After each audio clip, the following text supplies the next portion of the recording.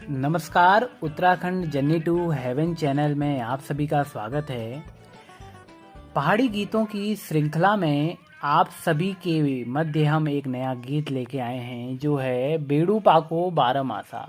वास्तव में यह गीत उत्तराखंड का पहला अघोषित राज्य गीत है और या यूं कहें विश्व के किसी भी कोने में या भारत में भी कहीं अगर यह गीत बजता है तो यह गीत हमें सीधे उत्तराखंड से जोड़ने का प्रयास करता है। उत्तराखंड का निवासी कहीं भी अपनी पहचान बताता है तो बेड़ू पाको बारहमासा गीत को स्वयं से जोड़कर खुद का परिचय देता है। इस गीत के बारे में हम जानेंगे। इस गीत को बोल दिए थे स्वर्गीय श्री गोपाल बाबू गोस्वामी जी द्वारा। इस गीत को लिखने का काम किया था स्वर्गीय श्री विजेंद्र लाल साहा जी द्वारा और इस गीत को संगीत का रूप दिया जो आज भी काफ़ी प्रसिद्ध संगीत है स्वर्गीय श्री मोहन उप्रेती जी और ब्रिजमोहन साहा जी द्वारा।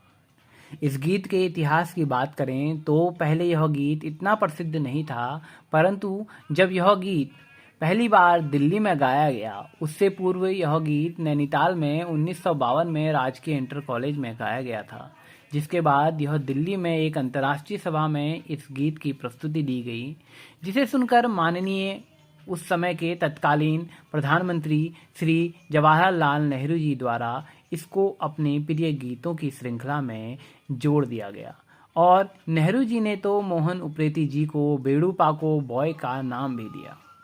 इस गीत को स्वर्गीय श्री गोस्वामी जी और स्वर्गीय नैमा खान उप्रेती जी द्वारा गाए हुए उनके कई गीतों में सबसे बेहतरीन गीत के रूप में देखा जाता है।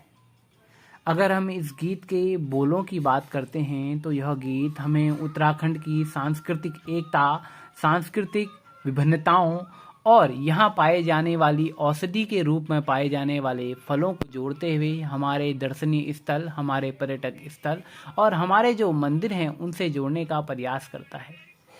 बेड़ू पाको बारहमासा नरण काफल पाको चैथा।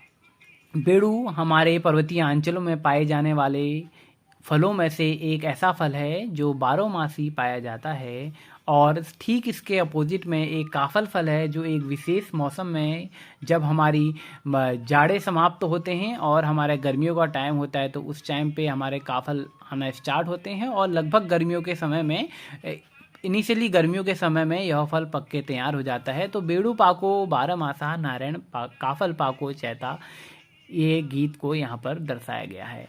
इसी गीत में हमारी अल्मोड़ा की नंदा देवी नरना फूल चढ़ो न पाती मेरी चैला।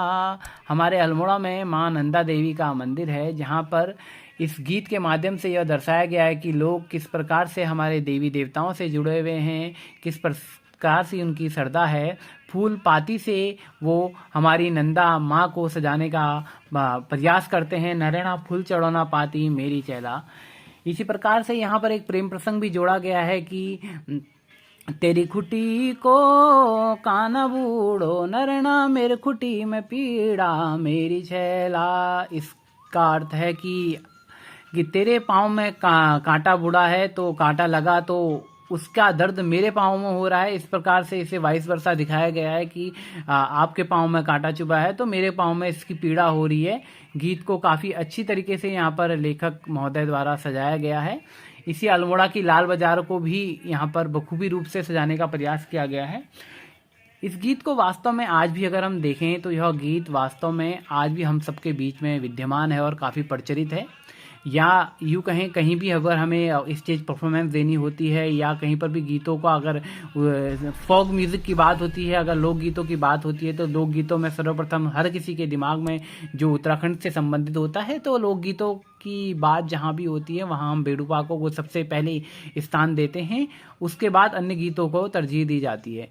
तो इस गीत की जो प्रासंगिकता है, इस गीत की जो लोकप्रियता है वो आज के समय भी इतनी ही है जितनी पहले थी और ये आशा है कि आने वाले समय में भी ये गीत इसी प्रकार से हमारे राज्य का एक लोकगीत के रूप में और हमारे राज्य को प्रदर्शित करते हुए यह गीत हमारे मध्य में जीवित रहेगा।